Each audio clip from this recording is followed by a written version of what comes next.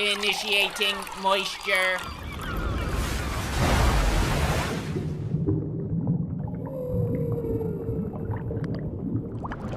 Welcome to the Moist Meter. Today we're looking at Hades. Hades is a game I thought came out a long time ago, but only just recently was made aware that it fully came out only a couple days ago.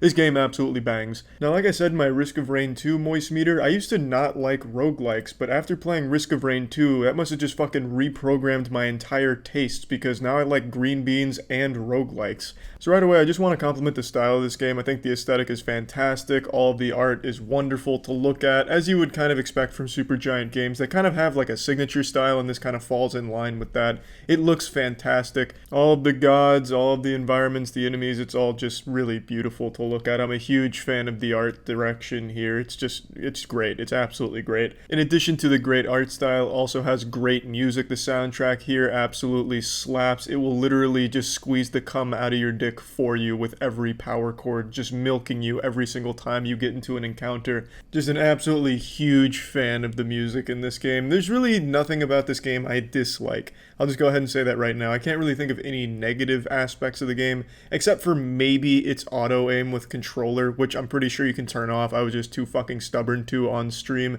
Sometimes that would just get like messed up on itself, where it'd have you like looking in directions where there's nobody there unless you're fighting like invisible fucking enemies like ghosts or something.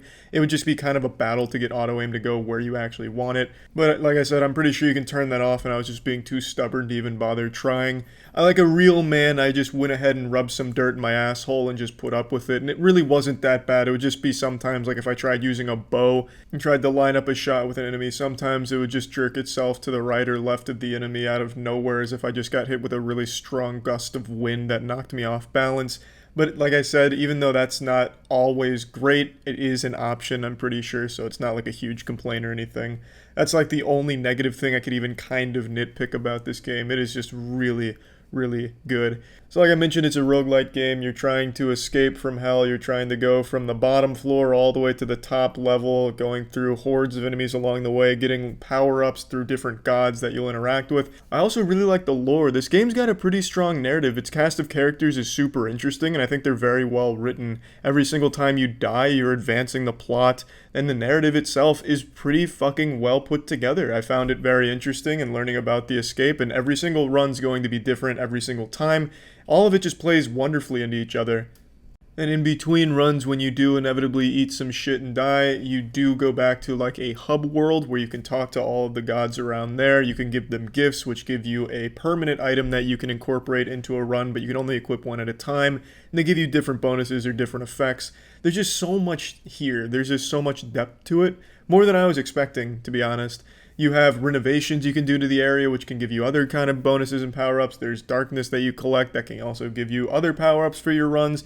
There's weapons to choose from to take on your runs. It's a lot to do. There's a lot to digest, and there's a lot to explore, and it's just a really fun game. The replayability here is super high. It'll probably take you like 12 or 15 hours just to get one successful escape run going, and then you still have like another 24 hours worth of content to just keep exploring and keep going into. It's just so much shit here. Every single door has a whole new set of toys to play with and a whole new layer of depth added to the game, whether it be narratively, bosses changing and adapting, getting stronger, you getting stronger, more keepsakes to choose from.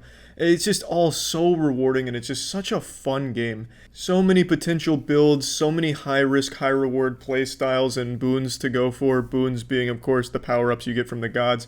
Is just so much to min-max and just play around with. It took me around 15 escape attempts before I finally finished a full escape, a full run, and put together a crazy fucking build with a Chaos Shield. And let me just say, Chaos Shield has to be one of the strongest items in the game, one of the strongest by far. It's just so consistent, so many different builds, and they all kind of function the same way. Spam Bull Rush, just go absolutely fucking wild and slapping dick on everything around you. It is extremely powerful. I was speed running the game with Chaos Shield. And once you beat the first escape, go through all levels and all that, then the game really opens up even more. There's just so much content in Hades, so much content. It's a great game, so many builds. I absolutely love the game. Plugging Hades into the Moist Meter, I'm giving this bad boy a 90%. Now let me explain why it's not a 95%. It's because I gave Risk of Rain 2 a 95%, and I still do think Risk of Rain 2 is a stronger roguelite game. And the only reason for that is just how different each character in Risk of Rain 2 plays. It's fundamentally completely fucking different. You'll have a character that charges his fists and just goes around fisting everybody. You'll have a robot that just shoots spitballs. You'll play as a ninja that flies around and uses a sword. It's just completely different when it comes to actual play styles of those characters. Whereas in Hades, it's still the core gameplay mechanics. They don't change. The only thing that changes is the weapons and how you approach the fights based on your builds. So I think Risk of Rain 2 is a little bit stronger, which is why I can't really give Hades a 95, since it wouldn't make sense, since I do think Risk of Rain 2 is a bit better. But Hades is an outstanding game. It's an extraordinary game. Really, you can't go wrong with Risk of Rain 2 or Hades. They're both fucking great, and they're both very different. They're not like the exact same game doing the exact same thing. They are very, very different, and they're both extremely good. That's about it. So yeah.